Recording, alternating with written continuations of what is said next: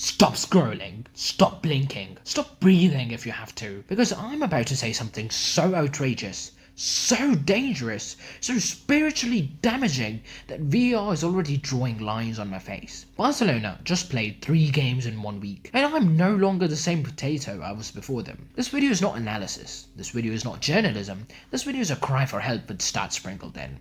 And before you comment, this guy knows nothing, remember, I'm a potato. I don't know vibes, drama, embrace sarcasm. If you're for logic, spreadsheets, or calm football discussion, leave, run, save yourself. If you're here for chaos, jokes, emotional whiplash, and an 18-year-old carrying my mental health, welcome home. Let's begin. Ah yes, an narrator.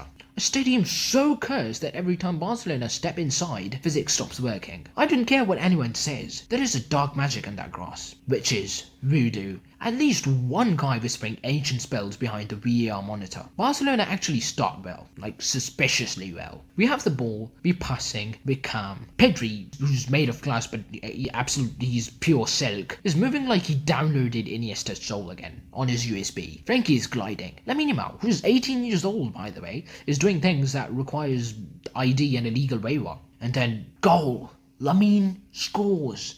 I celebrate, I stand up, I start planning the thumbnail, and then VR goes, hold that thought buddy, hold that thought. They zoom in, they enhance again, enhance until we're inside the quantum realm, and they decide that Lamine Yamal's heel is offside.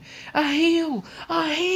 Brother, if that's offside, then I'm offside from my own kitchen, and that's crazy because I'm a potato. This is when the PTSD hits. Because we've seen this before. Last time against Sociedad, Lewandowski's foot grew 3 shoe sizes like the Grinch. And the VAR said, yeah mate, clear. Now it's Lamine's heel. So just to confirm, Levy's foot got bigger last year. This year, Lamine's heel got bigger. VR does not exist in our universe. Sociedad score. We equalise, they score again. We hit the post, we hit the bar, we hit everything except the net. And Dani Olmo, that guy, missed 4 sitters. Oh, I was screaming on my sofa. I was like, Dani Olmo, what the hell are you doing? And then the keeper turns into prime Buffon plus Casillas, plus my sleep paralysis demon. And we lose 2-1. Not because we were bad, but because football decided to bully us for 90 minutes. And with that, our 11-game win streak also went to ribbons. And the mini analysis is also here because yes, I do have a brain. Barcelona dominated the possession. We created more chances. Lamine was absolutely unplayable.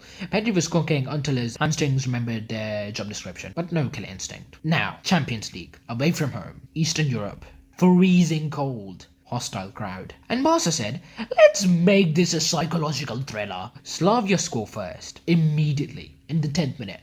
I haven't even sat down yet with my popcorn and we're already losing. I sigh.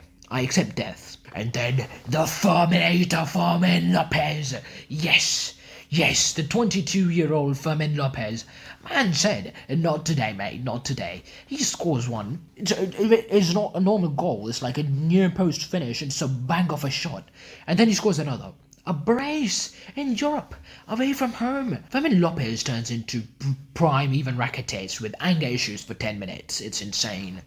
And just when I started to believe, Robert Lewandowski, my striker, my hero, my 37-year-old veteran, he scores. But not like you think, he scores in the wrong net. Own goal! I physically laugh because at this point, what else can you do? It's 2-2 at half time. I'm sweating. My heart rate is illegal.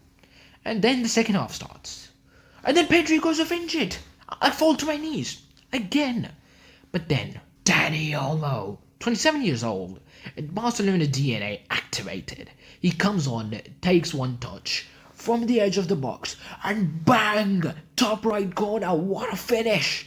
Absolute missile. And suddenly, the game's calm. And then Lewandowski redeems himself with a proper goal. 4-2. Away in Europe. This team is allergic to peace, but also capable of beauty. In this game, we had key performances from Fermín Lopez. He had a brace, absolute chaos, he was the hero. Dani Olmo had instant impact. Lamine was dangerous. Levy had a whole movie in the entire game. He went from having like a villain arc, and then he had redemption as well in the same game. And the defense is still trying to kill me, but slightly less. So like, yeah. Now we come home. Camp Nou. Finally. Peace, wives, Real Oviedo are bottom of the table, which is dangerous because Barcelona absolutely loves doing charity work. First half, boring. Nothing happens because Barcelona is absolutely shite, by the way. They're so bad. They're absolutely horrendous because Real Oviedo had us locked down. The midfield was absolutely horrendous. Oh my goodness, it was horrible. It was horrible. We were getting cooked by Real Oviedo in the first half. The passing was absolutely horrendous. Second half, it was absolute cinema. Dani Olmo opens the scoring. Smart, calm. Thank you, sir. Then Rafinha, who's our chaos merchant, chips the keeper like he's playing futsal in Brazil. But let's rewind it. How do you even get the ball in the first place? So the Real Oviedo defender, he makes a mistake. He plays a very slow pass back to the keeper, and Rafinha, the absolute demon he is, the absolute pressing demon. He sprints across the field. He gets hold of the ball, and the keeper comes out. He's trying to be like prime Neuer, but he fails miserably. He's trying to be a sweeper keeper, but Rafinha chips it over his head. Absolute masterclass by Rafinha. What a goal! It's 2-0. And then so I relax, and I'm like, okay, this is calm. We're gonna win this. There's gonna be nothing else in this game that's gonna make me absolutely jump up from my sofa and make me scream like it's absolutely crazy, and then my family's gonna wonder if this guy has probably gone mad or not. Spoiler alert, I was wrong. Lamine Yamal, 18 years old. Dani Olmo crosses it in. The ball is behind Lamine Yamal. Brother goes ahead. He's on the edge of the box, by the way. He's on the edge of the fucking box. He goes ahead and he scores a beautiful scissor kick. It's absolutely incredible. That was truly insane. What a goal. It was incredible. It's the best goal Lamine Yamal has scored, probably. What do you mean probably? It's absolutely the best goal Lamine Yamal has ever scored. This was goal of the week, goal of the month. It's goal of my life.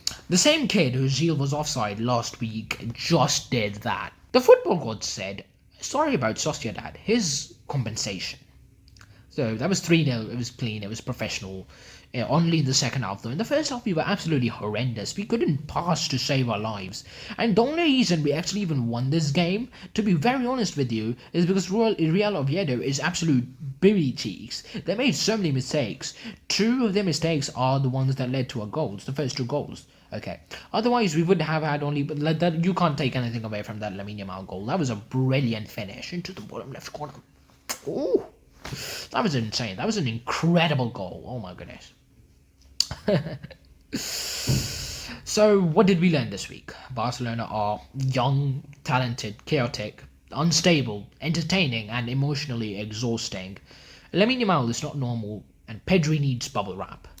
Olmo is vital, and Fermín is a menace, and Lewandowski is fighting time itself.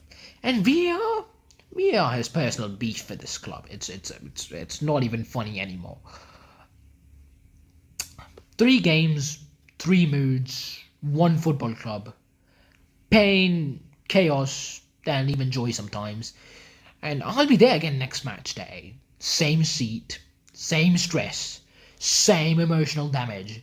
Because that's Barcelona, and that's football. Potato out.